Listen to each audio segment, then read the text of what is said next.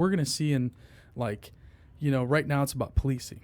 Mm-hmm. Then there's going to be more. There's going to be layers of these conversations that are going to continue to build. Right. Well, let's talk about prisons now. Let's talk about one of my favorite songs, man. Is Citizen Dude from Citizen Cope sings it. He says, "When the penitentiary is on fire, I'm waiting on the day when the people are free to see. When the penitentiary is on fire."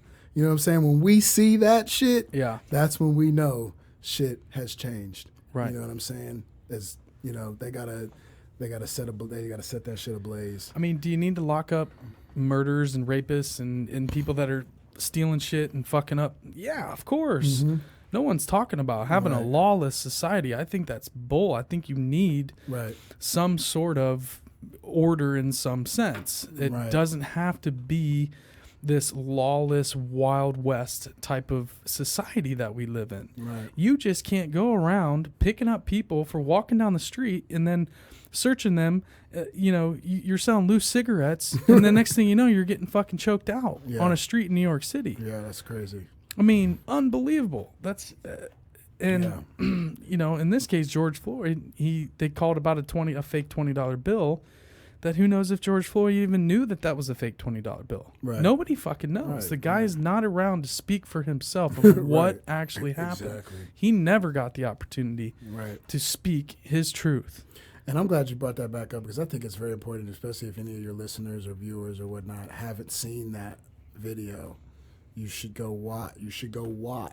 That the video. The whole thing. Video. I mean, from start to finish. I mean, the whole 8-9 minutes. From the time that he's moving until the time he stops moving. Like, you need to watch the whole thing. And at one point in that video, there is an EMT or I don't know who it is, but they come and they check his pulse. And the dude puts his fingers underneath the guy's knee and checks his pulse and then walks away. And he keeps his knee on his neck after dude checks his pulse. So it's just like, what is going on? Like, what are y'all doing? You know what I mean? Like, and then, you have that, and then all of these accounts, people have been filming cops ever since the protests have started and everything. They filmed cops destroying private property. They've filmed cops assaulting men, women, children. I'm glad you're bringing that up. You know what I'm saying? Like, they have Joyce Beatty got pepper sprayed. Yeah. Everybody loves Joyce Beatty. Me and Stone have worked with her a couple times. We've interviewed her before. Joyce Beatty is the best, dude. It's crazy. And she's like old school civil rights activist, and like it's all crazy, on video. And another guy that was in government here in Ohio was with her as well. Shannon Hardin. Yeah. Yep. And that got national, worldwide news. Mm-hmm. And that's just another one of those moments where you're like, oh shit, like 25 million people just got woke the fuck up. Yeah, all exactly. in one bam. Yeah. And then the Ohio State student that died from pepper spray. Jeez, dude, you know what I mean? Like, that's insane. You know what I mean? Like, they're using... And the knee knockers, they're not shooting them at the ground. Yeah, they're shooting them at people. They're hitting them in the heads. Supposed to do that. They're shooting them like... I remember I saw a video... You could kill somebody. Hit you right in the temple. You're done. Yeah. Lights out. It's over. I saw a video where this guy was driving by and he had his pregnant wife in the car and they were shooting at the car. And he got out and said, "My pregnant wife's in the car." And they kept shooting at his car. You know what I'm saying? It's just like, what are y'all doing? But I find it interesting that, like, we protest police brutality. We go to protest police to brutality, and then police commit police brutality to stop us from protesting police brutality. You know what I'm saying? Like, that's interesting. That shows us where we are and like where the universe and everybody's showing. Something's got to give. Everybody's showing it. You got cops on film committing crimes. You know what I'm saying? Like, that can only go on for so long, y'all.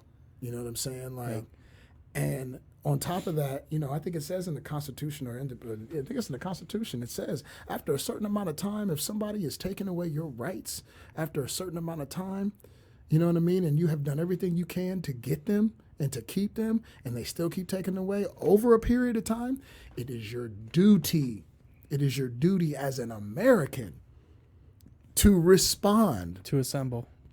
and respond appropriately. Right. And that's, you know what I mean? And there weren't any black people in the room when that shit was written down. Nope. You know what I'm saying? Nope. So we are literally embracing the words that came out of our oppressors' mouths.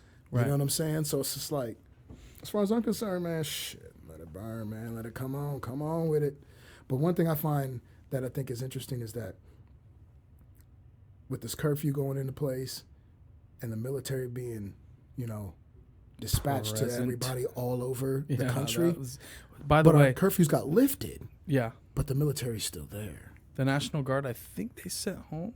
Did maybe they? I think they pulled. Maybe that was D.C. So there was 100 National Guardsmen from Ohio that went to help. Trump called for it for backup because the fucking White House was getting it was getting a little scary. We need backup at the crib, y'all. Yeah, he went down in the bunker, I think, on that Friday. Yeah, and they put up these big ass fences. Totally fucking backfired, by the way. Did you see all those signs that people are decorating with all this amazing art over his fence? It basically became a fucking shrine and a memorial to all these dead black people and all these people that are all these figures that is over and over again as this happens. All these people that these corrupt cops over the years have affected, their families, these messages. And now it was this ugly wall to keep people out and to keep our president safe. It's being used. And now it's become this totally just that's the thing. Like when something happens, it just gets flipped. Yeah, and that's the young people right now. They can't hold that narrative anymore. That's the young people right now, man. It's like the youth, man. They're so freaking sharp right now. You know what I'm saying? Like they're just taking things and flipping it on his head. They see it and they flip it on his head immediately, and they're just like, "Screw you, we're not doing that." You know what I mean? Screw you, we're not. Like they changed. We all grew up with black culture, dude. They changed Pennsylvania Avenue to Black Lives Matter Avenue. You know what I'm saying? You know how fucking dope that is? It's like now every letter that the president gets, it says Black Lives. That means now he's going to see Black Lives Matter Avenue every time he reads a piece of mail. Yeah. You know what I'm saying? Or whoever in there reads a piece of mail. It's like those are the kind of things that's the level that's where the youth at right now. You know what I mean? And that's the other. They don't buy into the old narratives, though. They don't buy into what their parents might have thought. Right. They look at all their heroes, and probably it's a mix. Some of your favorite athletes are black people. Some of my favorite musicians are black. Growing up as a kid, I listened to Dre, Snoop, Tupac, Biggie. Well. I was a kid listening to some heinous music for what if my mom and dad were to hear that back when I was in 5th, 6th grade. But, my favorite athletes, all African American. So, we grew up with black culture, living in a small little town in Ohio. So when I moved away, it was just like there was no it's like with these young kids, they're growing up with the culture and they're not buying into these falsehoods about who black people are. Because they see the most successful people out there, the entertainers and people in business. It's all like backfired. So, it's just like backfired right in their faces. And that happened in the 50s with Little Richard. And, and he had to say it himself. He had to say, I'm at the award ceremony. Right. He had to let him know, I actually should be winning this, but okay. You know what I mean? And who is the real king of rock? Everybody knows who made rock and roll the biggest thing ever. Definitely was not Elvis Presley. It's like oh man, that's interesting. I love it. I do. But there's so much open mind, there's so much openness. It's not just with the Black Lives Matter movement, the protests, and it's like all kinds of conversations are flowing now, which is great. Like you're gonna see these divisions, these walls that have been built up, and it's just all dissolving. Yeah. It's great. Yeah, right. And like the COVID-19 shutdown and everybody being completely locked down. And then it's like the whole country just explode. There's just this pressure that was building, dude. Yeah. This pressure and pressure and pressure.